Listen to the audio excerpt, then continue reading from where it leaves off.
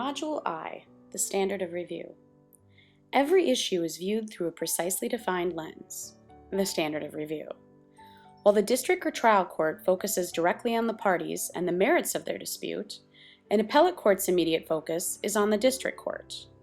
The appellate court views the trial court's decisions and asks the question common to all appeals.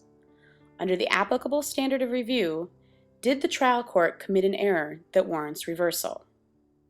Because not all errors are created equal, there are a variety of standards of review, each appropriate for a different set of alleged errors. Ask yourself, how is the court going to evaluate your issue? Is it a clearly erroneous standard? Does it fall under abuse of discretion? Depending on the alleged error, the appellate court will apply a different standard of review, and the standard used will change the amount of deference the district court will be given. Think of different standards as different hurdles. You'll have to plan accordingly and frame your issue in light of the standard that will be used. Ask yourself, what hurdle will you have to overcome? Now, let's look at some of the most common standards of review. Keep in mind that these are not the only possible standards, just some of those most often encountered. Many trial matters, such as the admission or exclusion of evidence, or the evaluation of an expert's competency to testify, are left to the trial court's discretion. Therefore, when the appellate courts review these matters, they use an abuse of discretion standard, and will reverse the decision only if the appellant establishes that the trial court abused its discretion. The appellate court generally gives great deference to the district court because, in most cases, the district court judge is in the best position to determine the questions of fact.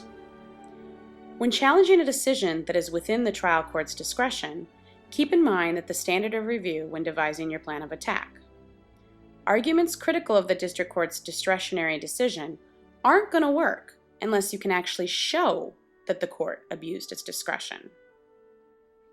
Abuse of discretion must be eye-popping, neck-snapping, jaw-dropping, egregious error, says Roger Bedecker. The clearly erroneous standard applies to factual findings because the fact finder observed the introduction of evidence firsthand and had the best opportunity to judge the witness's credibility. The appellate court will reverse factual findings only if it finds that there was no reasonable evidence in the record supporting them. This means that to obtain reversal, you have to do more than simply point to the evidence supporting your position. You have to demonstrate an absence of evidence supporting the trial court's finding. This is not easy to do.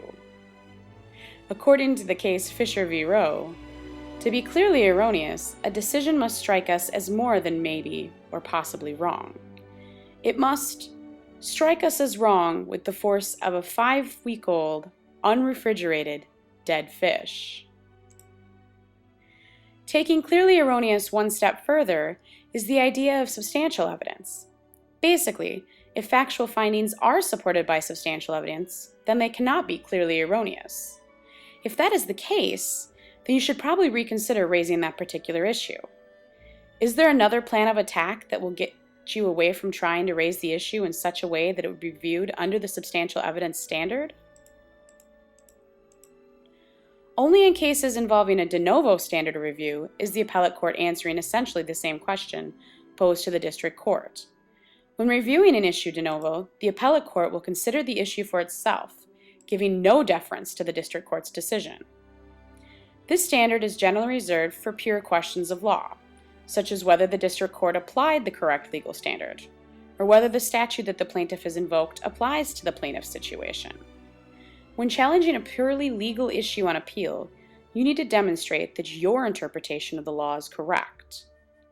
As compared to other standards of review, the de novo standard has the least impact on the case on appeal and is the most favorable to appellants. As I mentioned earlier, these 4 are only a sampling of the common standards of review. Other standards do exist. Remember the plain error standard that was discussed back in Module B when we were talking initial thoughts about appeals? That is another one, and that one provides a particularly high hurdle.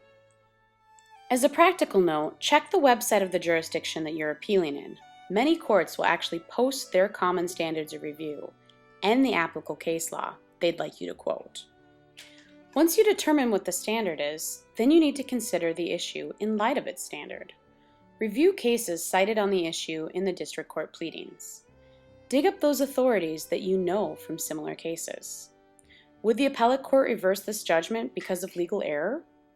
Was the application of the law to these facts wrong? If the trial judge has made a mistake, was it a crucial mistake? Be sure to frame all of the issues in your brief accordingly.